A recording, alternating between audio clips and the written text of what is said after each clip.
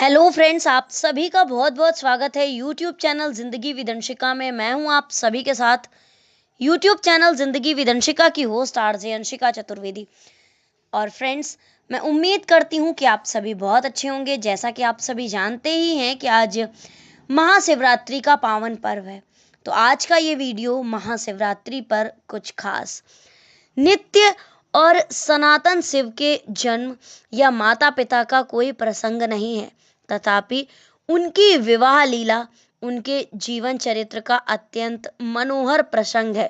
महादेव शिव भारत की कल्याण भावना के प्रतीक हैं। जीवन अस्तित्व में आने के साथ ही कल्याण की अपेक्षा रखता है। कल्याण की यही सनातन आकांक्षा हमें शिवत्व की ओर उन्मुख करती है। शिव शुभता के केंद्र हैं। समस्त कल्याण के अधिष्ठान होने से उनका नाम शिव है। शिवम कल्याणम विद्यस्य शिवः। समस्त विद्याओं और धर्म के मूल वेद भगवान शिव की प्रार्थना करते हुए कहते हैं, ईशानः सर्व विद्यानामीश्वरः सर्वभूतानां ब्रह्माधिपति ब्रह्मणोधिपति ब्रह्मा शिवो में अस्तु सदा शिवोहम।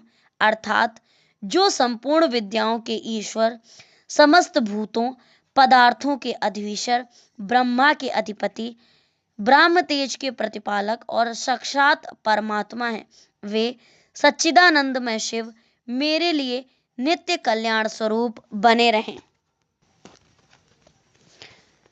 शिव का यह कल्याणमय स्वरूप उन्हें भारतीय उपासना परंपरा के केंद्र में प्रतिष्ठित करता है। उत्पत्ति, पालन, प्रलय के 3 आयामों वाला विश्व शिव को त्रिदेवों में एक मानता है। देवताओं को भी अभय प्रदान करने से वो महादेव हैं। देवासुर संग्राम में समुद्र से उत्पन्न विष से व्याकुल देवताओं की प्रार्थना से द्रवित होकर शिव ने संपूर्ण विष का पान कर लिया। गोस्वामी तुलसीदास जी इस प्रसंग का उल्लेख करते हैं, जरत सकल सुर ब्रंद विषम गरल जे ही पान किए, तेहि न भजसी मन कंद को कृपाल शंकर सरिस। शिव जगत गुरु हैं, वे जगत के लिए शिक्षा रचते हैं। मानो वे कहते हैं, यदि तुम परोपकार भाव से निस्वार्थ दूसरे के हिस्से का विष पीने को प्रस्तुत हो जाओ, तो वह विष मृत्युदायक न होकर तुम्हें मृत्युंजय बना देता है। भगवान शिव नित्य हैं, उनका कोई जन्म प्रसंग नहीं है, उनके कोई माता पिता नहीं है, तथापि उनकी विवाह लीला उनके जीवन चरित्र का सर्वाधिक मनोहर प्रसंग है। शिव महापुराण में शिव पार्वती के विवाह वर्णन क्रम में एक रोचक प्रसंग आता है। विवाह मंडप में बैठे हुए दूल्हा रूप शिव को अपनी कन्या देने हेतु पर्वतराज हिमालय उनसे गोत्र पूछते हैं। इस प्रश्न पर अजन्मे शिव संकुचित हो जाते हैं। तब देवर्षि नारद कहते हैं कि हे पर्वतराज, आपने शिव को जानते हुए भी नहीं जाना।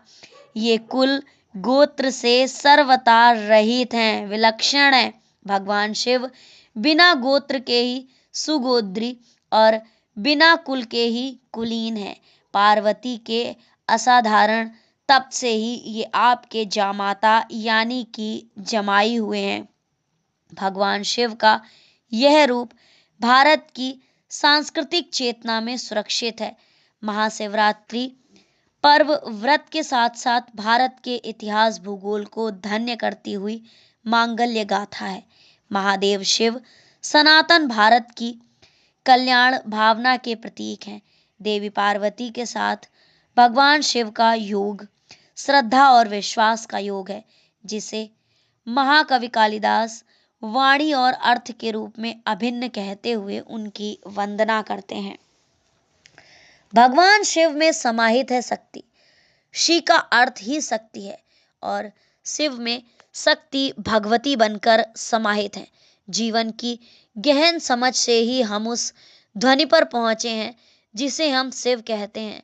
हम जानते हैं कि शिव मंत्र है, उसकी ध्वनियां आपके लिए चमत्कार घटित कर सकती हैं। अगर आप पर्याप्त ग्रहणशील हैं तो यह ध्वनि विस्फोटक हो सकती है। सिर्फ एक उच्चारण आपके अंदर बहुत शक्तिशाली रूप में विस्फोट कर सकता है। इसमें इतनी शक्ति है, सिर्फ ऐसा विज्ञान है जिसे अपने भीतर बहुत गहन गहराई से अनुभव किया जा सकता है और गहन अनुभव से समझा जा सकता है। हमने बहुत गहराई से इसे देखा है। शिव में शी का मूल अर्थ है शक्ति या ऊर्जा। भारतीय जीवन शैली में हमने हमेशा स्त्रीत्व को शक्ति का प्रतीक माना है। अंग्रेजी भाषा में ही स्त्रीत्व के लिए यही शब्द शी मिलता है।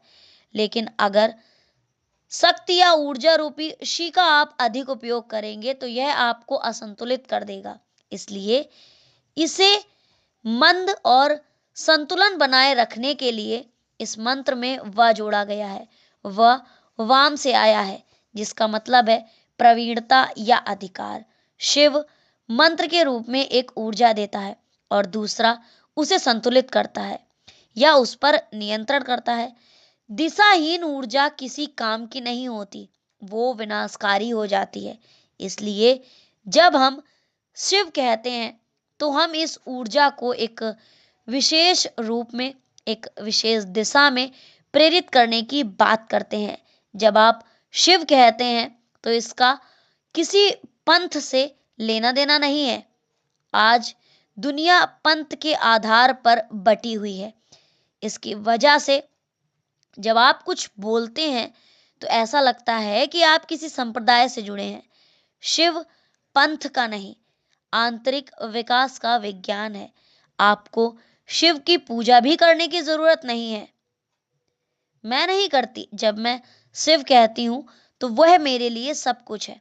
आपको उस ध्वनि की शक्ति का पता होना चाहिए। आपने अपने तार्किक मन में ना उलझें। यह आपको आपकी मौजूदा स्थिति से परे ले जाने का ढंग है। ये उन सीमाओं से परे ले जाने का तरीका है जिनमें व्यक्ति बंधा हुआ है।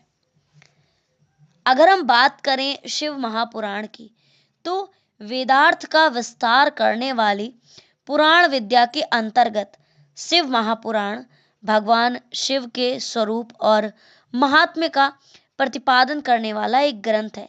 षोडश पुराण श्रृंखला में चतुर्थ स्थान पर स्थापित शिव महापुराण शिवोपासकों का परम सेव्य ग्रंथ है। महर्षि वेदव्यास जी ने 24,000 श्लोकों से युक्त शिव महापुराण में विद्येश्वर, रुद्र, शतरुद्र, कोटिरुद्र, उमा, कैलाश और वायवीय नामक 7 संहिताओं का निरूपण किया है। शैव भागवत के रूप में सममान्य शिव महापुराण में शिव की विभूतियों का अनेक विध वर्णन प्राप्त होता है। विद्येश्वर संहिता में साधन साध्य आदि का विचार करते हुए श्रवण, मनन और कीर्तन की महिमा कही गई है।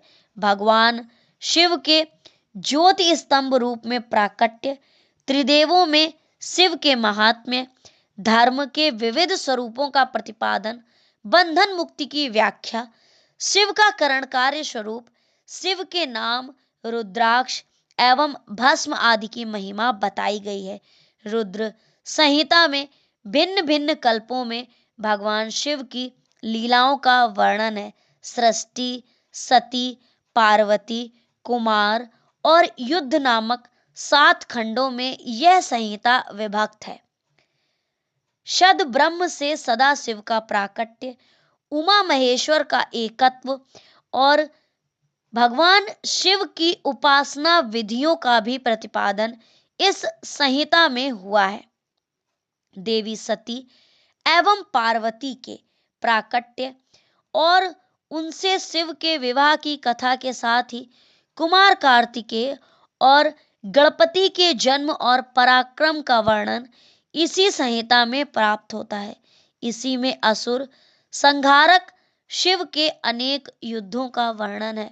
शतरुद्र संहिता में भगवान शिव विविध तपस्वी भक्तों के प्रसंग, उन पर महादेव की कृपा के आख्यान हैं। कोटिरुद्र संहिता में 12 ज्योतिर्लिंग समेत विविध लिंगावतारों का वर्णन और उनके महात्म्य का वर्णन किया गया है। उमा संहिता में श्री कृष्ण की शिवोपासना, भूगोल, खगोल और इन सभी का वर्णन किया गया है। वंश मनवंतरादि की कथाओं के साथ देवी उपासना का निरूपण किया गया है। कैलाश संहिता में प्रणवोपासना, यति धर्म और शैव दर्शन का विस्तार किया गया है। वायवी संहिता में शिव के पंच स्वरूपों, अष्टमूर्तियों, शिव शिवा की विभूतियों और भगवान शिव के शुद्ध, बद्ध, मुक्त, सर्वमय तथा सर्वातीत रूपों का वर्णन प्राप्त होता है। भगवान शिव के अप्रमेय वैभव का प्रकाशन करने वाला शिव महापुराण भक्ति, कर्म, ज्ञान और योगादि आयामों में शिवोपासना की प्रतिष्ठा करने वाला महापुराण है। तो फ्रेंड्स, ये थी भगवान शिव के महापर्व, यानी शिव और शक्ति के महापर्व महाशिवरात्रि पर कुछ विशेष जानकारी, जिसे मुझे लगा कि अपने ऑडियंस के साथ मुझे शेयर करना चाहिए। तो बस आप सभी को महाशिवरात्रि के पावन पर्व की ढेर सारी शुभकामनाएं। भगवान शिव का आशीर्वाद आप सभी पर बना रहे। Thank you so much. Thanks for watching and thanks for supporting. Bye bye and take care.